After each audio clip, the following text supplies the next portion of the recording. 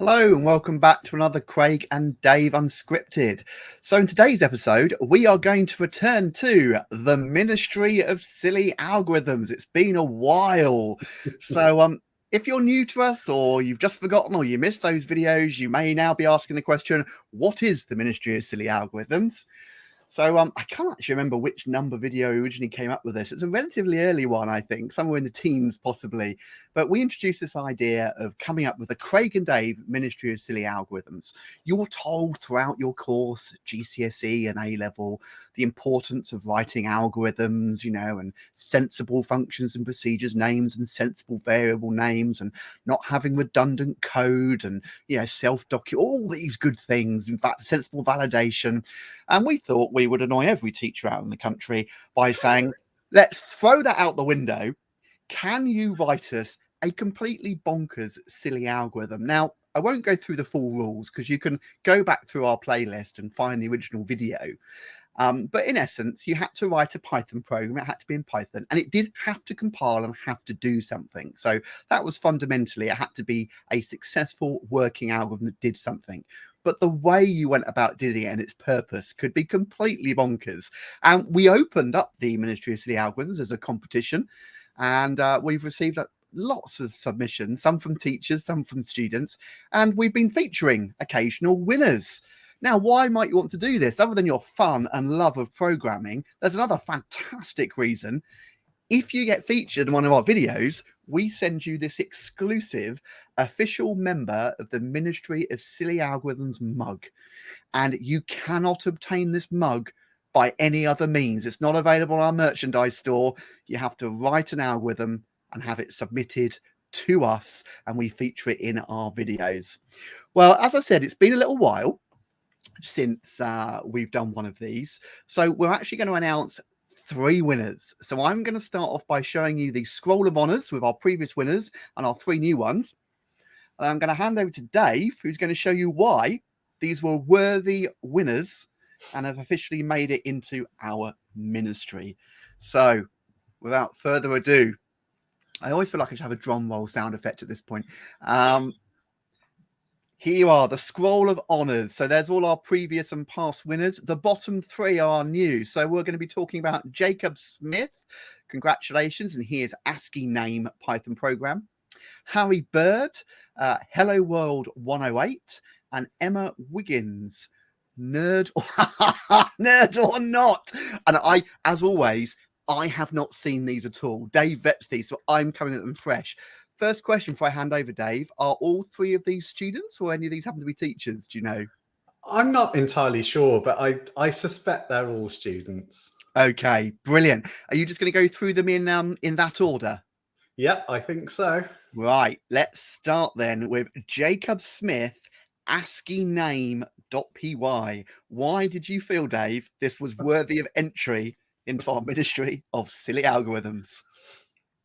Well, partly because I just love the way that the community of students out there have kind of taken Craig and Dave under their wing, and sort of all sorts of silly nonsense ensues. And we love it when students contact us, and teachers when they contact us and they say, oh, my students can't believe it, I met Craig and Dave today. And we said a couple of episodes ago now when I turned up to Pates Grammar School, and suddenly there was a class of sort of year 12s and 13s there to welcome me, and they presented me with a thank you card for the videos and smart revise and that kind of thing. And I don't know, it just seems to sort of have resonated a little bit with the student community out there. And as a result, a few of these algorithms that we get are, of course, having a bit of fun with Craig and Dave. And that is to be welcomed. We love this. So this particular algorithm, I'm just going to bring it up now. What it does is it asks you for your name and converts it to lowercase, and then it converts each character in your name into its ASCII value. And then it calculates the average of the ASCII value, which of course mathematically has no value at all. There is no good reason to be averaging the ASCII values of the characters in a string. And the reason it does this is because it then compares that with a similar process with the word Craig. And it generates an average, and then it does the same thing for Dave. And then ultimately, it tells me whether your average ASCII value is greater or less than Craig and Dave. So it's completely pointless, but it's a bit of fun with Craig and Dave, and we love that kind of thing. So let's give it a run, shall we, and see what happens. Okay, here we go. I love this. Okay, let me make that output window just a little bit taller for you so you can see it. Okay, enter your name. Okay, so I'm actually going to go with Dave and see what happens. Okay, Dave. Oh, the average ASCII value of your name is 104. Your average ASCII value is greater than Craig. Yeah. Of course it is. You have the same ASCII value as Dave. Are you Dave? This is a great example of a totally pointless, yet functioning, workable algorithm. I mean, when would you use it? Never. But I mean, except I have got a use for it in a second. Let me give it okay. another run. Let's have another run. Okay, enter your name. Okay, this time we're going with Mark. I wonder if is Mark greater or less than Dave? I think you and I know the answer to that, but let's have a look. And not because of the ASCII value either. Right. Okay, here we are. So the average ASCII value of your name is 106. Your average ASCII value is greater than Craig. Your average ASCII value is greater than Dave. Well, what a surprise. This algorithm is actually true. It's like a fortune teller. So there's a very important member of our company that virtually no one knows. His name is Andy, and he practically holds the entire company together. If you've ever emailed him with an order or a problem, it's probably Andy that replies. And without him, we couldn't run the company. Could you just I want to see whether Andy is considered greater than you and I, because he clearly is. I don't know. Let's have a little look, shall we? Andy. Of course he is. Of course he is. Everyone in this company is greater than you and me. Yeah, fine. What about Sam? Sam's another member of our company. I don't think Sam could be, surely. No, of course he is. Hang on. They are the three other full-time members of our company, and all three of them are greater than you and I. Quite right too. I'm sure they would agree. Oh, that's a bit of fun. I do like that. I do like it because it's completely pointless, like you say. But we're coming back to, has it actually got a use? This is kind of typical of the thing they put in exams, because they're trying to test your knowledge of command words and little short algorithms, and invariably they're quite silly, and they don't really do anything particularly useful a lot of the time. Not all of them, but some of them are a bit daft. Anyway, so this little bit here, I think that could easily appear in an exam question. And they could ask you things like, what's the purpose of line 6, for example? And of course, it takes whatever the input is and it converts it to lowercase. But the question is why? Okay, why would you want to do that? Well, of course, later on, you want to be able to compare to Craig and to Dave. And in order for it to be a valid comparison, you need to be comparing lowercase with lowercase or uppercase with uppercase, because, of course, the ASCII values of lowercase and uppercase are different.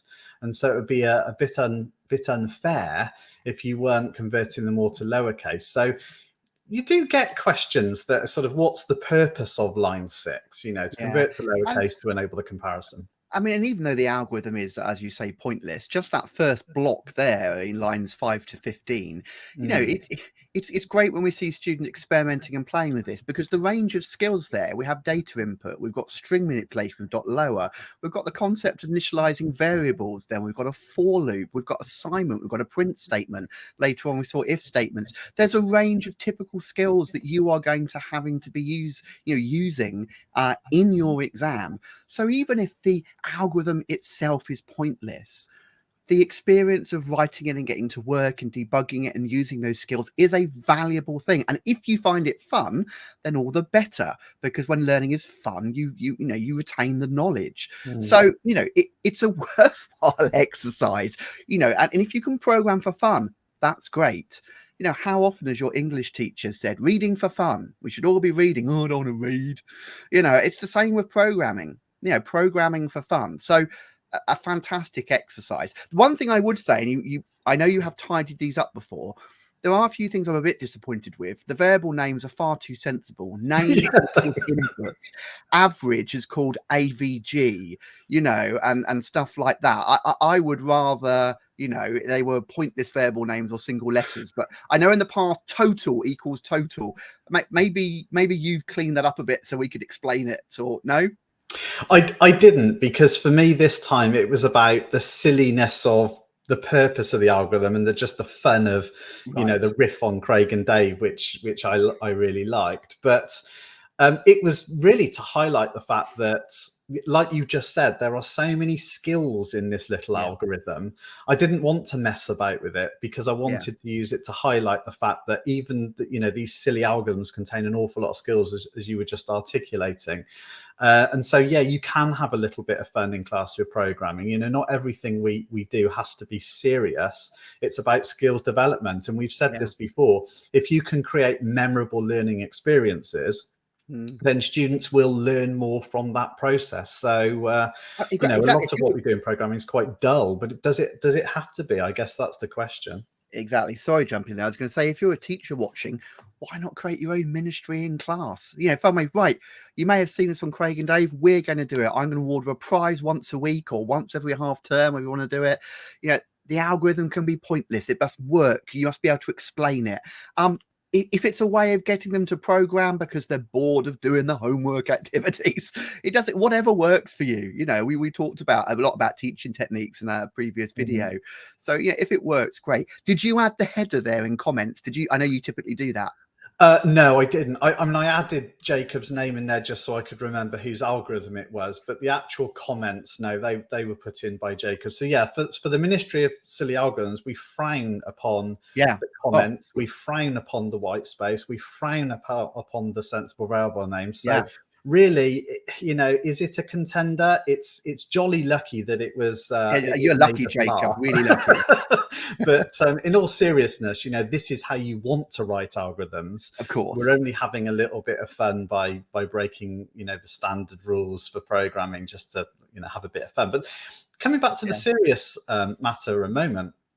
There are some talking points in here, like you said. I mean, for example, we, you could ask questions like, when we give a value to a variable for the first time, what's that called? What's that known as? And try and get some subject specific terminology in there.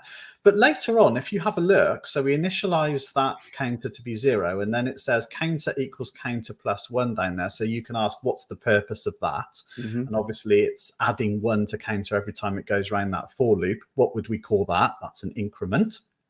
Okay, but what's interesting, and the reason I've picked it out, is because it doesn't actually do anything with that variable. So that variable is completely pointless in this algorithm. And being able to spot that and ask questions about the code and say, what's the purpose of the counter variable?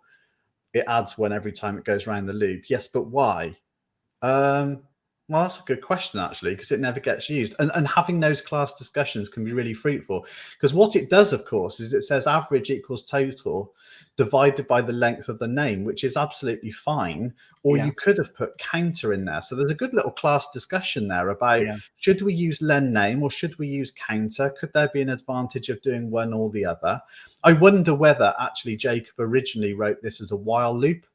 If he wrote it as a while loop, then he would need, well, no, he wouldn't actually need that counter. So there you go. There's all sorts of class discussions to be had there. And if Jacob, if you're watching this, it could be a throwback. Maybe, he's learned to put counter equals counter plus 1 and then to refer to that. And then this example, obviously, it's for I in name. So that's how it's knowing when to exit. It's and actually he didn't realize that he didn't need to take it out. It's actually a redundant line. So, that's it. We can also get stuck in our ways of doing things as well. Yeah, it's interesting, actually, that you just, sparked a thought in my mind that sometimes as teachers, we think we're teaching something, but we're actually teaching something different and we don't even realize it. So Yeah. here's an example of where it could be that Jacob or other students have latched onto, oh, when we use a loop, we need to increment a counter. Yeah. And they kind of join those two concepts together, like one always has to go with the other. If you've got a left hand, you must have the right hand. And in actual fact, no, that's not a thing. You only need to increment a counter if you're actually going to do something with it that you can't do, say, another way. And of course, we are doing it another way here. So it's an interesting learning point that sometimes students, when I review their code, they've done something a particular way because all the examples I've shown them have used code in that particular way, and they just assume, oh, it has to be done that way. It's like, well, no, it doesn't. It's just those are the examples I shared with you. Yeah, interesting. Oh, I like that. Right. Okay. So lots of negative points there in terms of a ministry entry, code of comment, sensible names, but I get why you're deserving, Jacob. Excellent. Let's move on and have a look at who is next. Harry Bird, Hello World 108. Yeah. Hello World 108. Right. Why did Harry get into the ministry then, Dave? So you didn't think that Hello World could be improved upon, right? Well, here is a very short algorithm.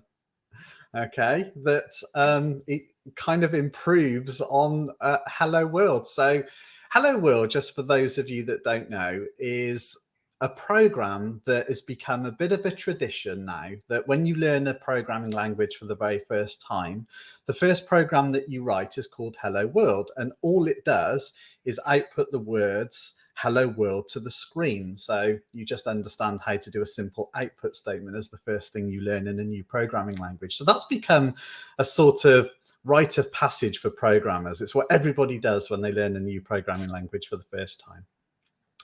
And so what Harry's done here is he's got a program that outputs Hello World all right, but it outputs it in one of 108 languages. Wow. Because why wouldn't you? So let's give it a little run, shall we? Let's clear that and just move the output window up a little bit. Here we go. Right, let's give him a run. F5. Ah, there we go. I have no idea what language that is, but it's Hello World. So, okay. So, Harry, you're a genius because, first of all, I know you've added the comment Harry Bird. So, I mean, this came with no comments. No comment. We've got a wonderful variable name, Hello World in 108 languages, but I don't remember which ones. That's excellent because that's a completely inappropriate variable name. You'd never use that. And the next line, 111 equals random. What? Oh no, was that LL? It won't be 111 because that couldn't be a variable name. It must be LLL. Yeah. LLL equals random. I mean, why is that your variable name? Why not? It doesn't tell you anything about the variable. I mean, the genius of this is he's actually gone and got the words hello world and formatted them all into nice little double quotes with commas. Yeah. It's totally pointless. Completely pointless, but quite amusing. And the reason that I picked it out is because as soon as I opened the program and then I realized it was just 4 lines, I thought, oh, this is great. Yeah. Really short program.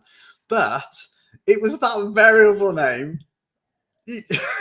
You just highlighted it, Craig. It's like, as soon as I saw that, I thought, oh my, this reminds me of when you teach something and you think you've been really successful because the students, then learn from that and they do what you've asked them to do.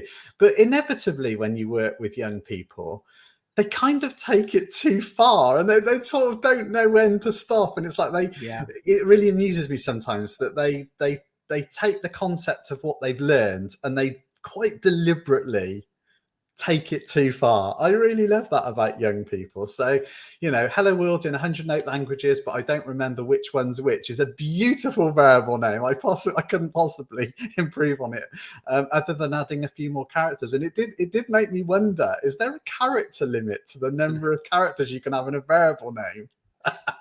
I don't know the answer to that. I haven't checked, but it did make me wonder. Oh, there a limit here? I Yeah, wonder what but the syntax analyzer makes of all that.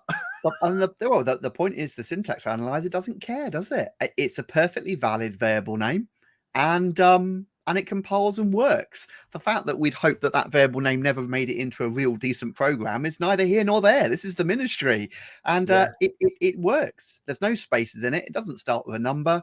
And if there is a theoretical limit on how long it can be, it's less than that. So the compiler's Yeah. like, brilliant, you've matched the syntax, off we go. Yeah, and of course, actually, to sort of answer my own question, the syntax analyzer doesn't think anything of it, because the Not at all. previous stage of compilation is lexical analysis. And of course, what Yep. will happen at lexical analysis is it will turn all your identifiers, which is what these variable names are called, it will turn those identifiers into symbols. And so actually the variable name completely disappears. And it's interesting when you get that student in your class that always tries to be a bit clever. You get a lot of that in computer science, and the student will say, well, it doesn't matter what my variable name is, does it, because it just gets converted to a symbol anyway, so why are you making a big fuss over sensible variable names? Right, no, you've missed the point here. This isn't about the computer, this is about other humans that have to pick up your code and do something with it at a later date. Yes, the computer might not care, but your source code needs to be easily maintainable, and that is an important skill. Well, I love that again for its simplicity. It's 4 lines. It's utterly nonsense. It would be semi-useful maybe if at least you got a random hello world and then it said colon and told you the language. But why give you that? Just present you some rubbish. I assume they're valid, but yeah, that's nice, and it goes to show as well. You don't need a big program of hundreds of lines of code to be in our ministry. Really, as long as you spark Dave's interest and make him raise an eyebrow, you're in with a good shot. Right, I guess there's not an awful lot more to say about that one. Well, no, there isn't, other than, of course, that has now been taken in the Ministry of Silly Algorithms. So please don't send me another program that's only 4 lines that's just got ludicrously large variable names, because we've seen that now. We've been amused by it. Come up with something different. It. Yeah. Okay, right. We had one more entry. So our last one was from Emma Wiggins. Nerd. I tried to pronounce that word all as one, first of all. I thought Nerdornot. And then I realized what it was. Nerd or not. So I'm intrigued about this one. So Emma Wiggins, nerd or not. Why has she made it into the ministry, Dave? Yeah, you're going to love this one, Craig. So this is where, students just sort of take the mick out of their own subject and have a bit of fun with it. So let's good bit of ASCII art. Let's have a look at it. So you already know that you're in for a treat when you see a bit of ASCII art. Anyway, let's not look at the actual program. Let's just give it a run. So okay, here we go. What is the best Python paradigm? Okay. What do I write here? Oh, I see. PEP8, of course, which is actually a standard, but let's not go there. Okay, PEP8. What is the best Linux distribution? Red Hat. No, Kali, of course. Oh, okay. What is the best case? Oh, and this is the other thing, right? Working with young people is so interesting, because they always have to add in these little extra bits that are just like humorous or sometimes slightly offensive. And you look at somebody's file structure when they've saved their files. And we've seen quite a few things over the years, haven't we, Craig? Yeah. Talk about naming your files sensibly. We've certainly seen a few. Yeah. Right. So quite a severe instruction there. You better follow it. You better do what you're told. Yeah. So we'll go with Pascal case there, I think, in Pascal case. Okay. There you go. What is the best forum for your nerdy queries? Again, write in the best case or suffer the consequences. This is quite an aggressive program. I know. I'm a little scared of Emma now. And if you make one mistake, as you're going to see in a minute. Well, obviously Stack Overflow. Oh, now you want to be careful with this one. Now, this has got to be Craig and Dave, surely. What is the best YouTube channel? And you've got to get this all perfect. It's all got to be perfect. But yeah, because a sensible algorithm would validate the inputs, right? Yeah. You don't think there's any kind of validation or sanitization here, surely? No, indeed not. What is better, light or dark mode? This is a student. It's bound to be dark mode. Of course it is.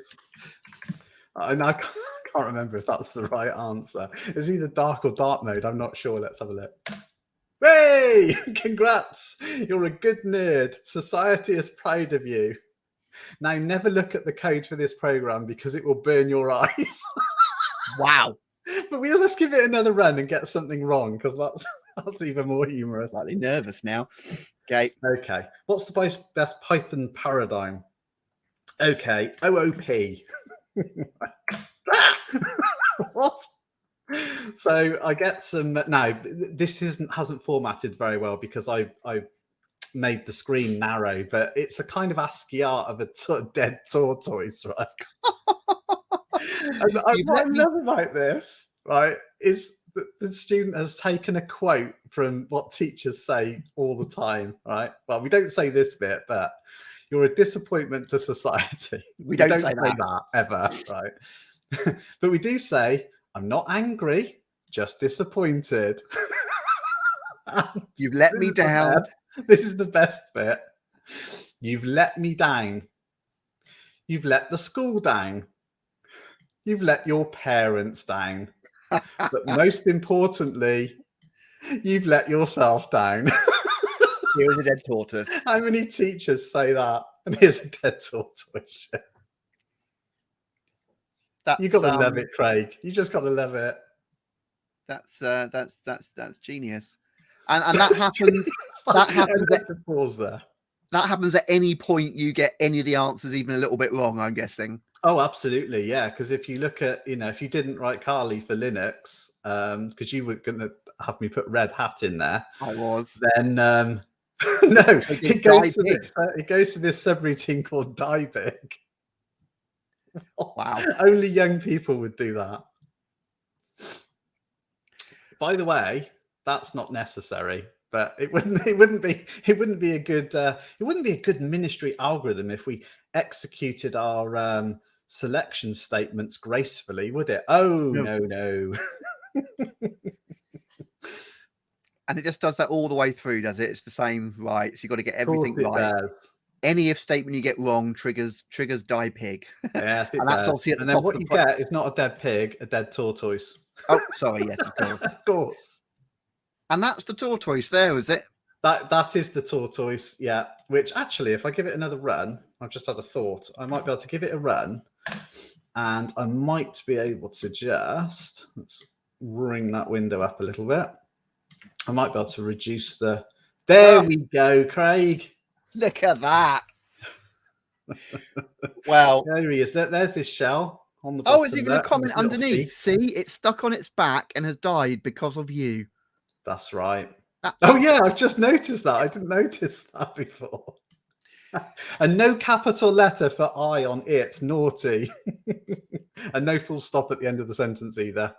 English teachers would be very proud of you. Well, Emma, I can definitely see why Dave chose this one. I'm just going to reshare then. So congratulations. Well, all very different, but all very worthy. Jacob, Harry, and Emma, you joined Kirsty, Nick, Charlie, Alfie, and Oliver in the official members of the Ministry of the Silly Algorithms. And of course, what that means is you are entitled to one of these mugs. Now, we'll get in contact with you if we haven't already. If you're watching this video before we contact you, all we need obviously is a postal address and obviously therefore the permission to send that to you. And we will get a mug off to you. But yeah, we'll be in contact. That's fantastic. If you're watching this for the first time, you're thinking, I need to get involved in this Ministry of Silly Algorithms. I've got something way better than that. Then you can send your entries to admin@craiganddave.co.uk. As I said, you can dig out the first video in our where we talk about the ministry in our playlist for full details. But essentially, it's a Python program We want the .py source file, and that's all we need from you. As I say, it needs to be pointless, but it needs to execute and run. Other than that, take inspiration from the winners we've showed you. As I said, if we do pick you, we will ask your permission to send you a mug should you choose. This was your brainchild, the ministry, a long time ago, Dave. You got any closing comments for anyone? Just, it epitomizes the fun that I like to have with young people. Why do you become a teacher? People always give you those stock answers. I want to give something back to society. I want to impart my knowledge to the next generation, all those kinds of things, and all perfectly valid. But working with young people is just so fun if you make it fun.